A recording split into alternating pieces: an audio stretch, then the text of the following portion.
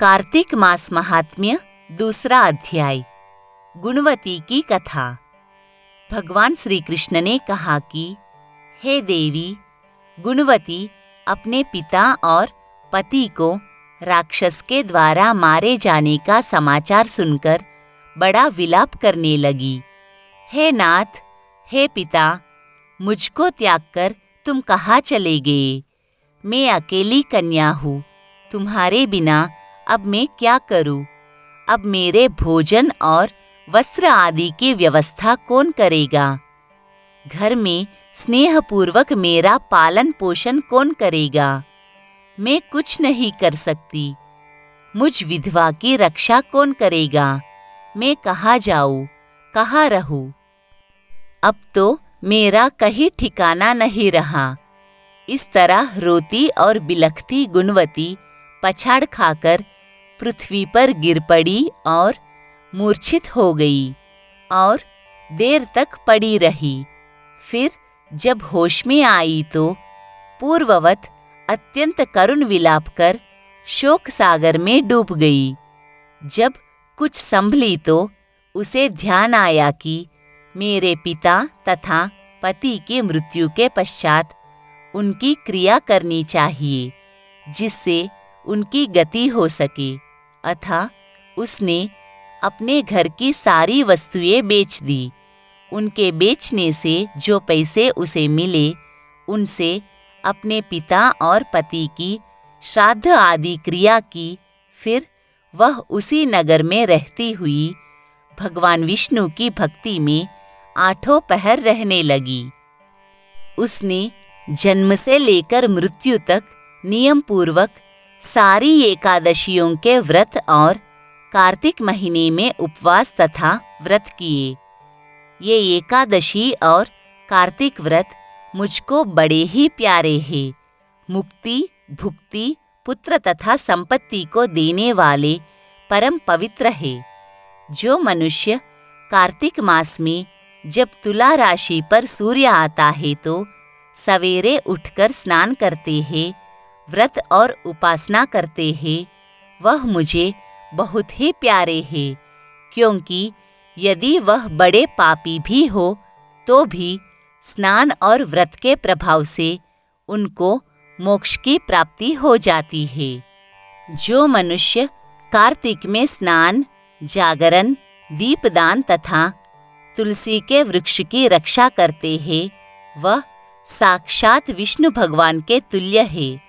जो मनुष्य कार्तिक मास में मंदिर में झाड़ू लगाते हैं और स्वास्तिक बनाते हैं तथा विष्णु पूजा करते हैं, वह जीवन मुक्त हो जाते हैं। यह सुनकर गुणवती भी प्रतिवर्ष मन लगाकर कार्तिक का व्रत और भगवान विष्णु का पूजन करने लगी। एक बार वह ज्वरग्रस्त थी और दुबली हो गई थी। फिर भी किसी न किसी प्रकार गंगा स्नान के लिए चली गई। गंगा तक पहुंची भी, किंतु शीत के मारे वह बुरी तरह से कांप रही थी।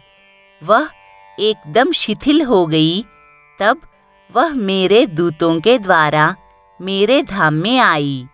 उसके पश्चात ब्रह्मा आदि देवताओं की प्रार्थना पर जब मैंने कृष्ण का अवतार लिया तो उस समय मेरे गण भी मेरे साथ आए। वह सब इस पृथ्वी पर यादव बने हैं। तुम्हारे पिता, जो कि पूर्व जन्म में देव शर्मा थे, इस समय सत्राजित है। पूर्व जन्म में चंद्र शर्मा, जो तुम्हारा पति था, वह आकू है। और हे भामिनी, तू ही वह गुणवती है। यह कार्तिक व्रत का ही प्रताप है, जिससे कि तू मेरी अर्धांगिनी बनी है। पूर्व जन्म में तुमने मेरे मंदिर के द्वारे पर तुलसी का पौधा लगाया था। वह इस समय तेरे महलों के आंगन में कल्प वृक्ष के रूप में खड़ा है। तुमने उस जन्म में जो दीपदान किया था, उसके कारण ही तुम्हारा देह सुंदर है। तुम्हारे शरीर में शोभा है और घर में साक्षात लक्ष्मी निवास करती है, क्योंकि तुमने पूर्व जन्म में अपने समस्त व्रतों का फल पति स्वरूप विष्णु को अर्पण कर दिया था। उसी के प्रभाव से तुम इस समय मेरी प्रिय भामिनी हुई हो। पूर्व जन्म में आजीवन तुमने जो नियम से कार्तिक मास का व्रत किया था, उसका यह प्रभाव है कि मेरा और तुम्हारा कभी वियोग नहीं होगा। इस प्रकार जो कोई कार्तिक मास में व्रत आदि करते हैं, वह मुझे तुम्हारे ही समान प्यारे हैं। वह लोग जो कि दूसरे जप तप यज्ञ दान आदि करते हैं, कार्तिक मास में किए गए व्रत के सामने उनका फल बहुत थोड़ा होता है, यानी कार्तिक मास के व्रतों का 16वां भाग भी नहीं है। इस तरह से सत्यभामा भगवान श्री कृष्णचंद्र जी महाराज से अपने पूर्व जन्म के पुण्य का प्रभाव सुनकर अति प्रसन्न हुई।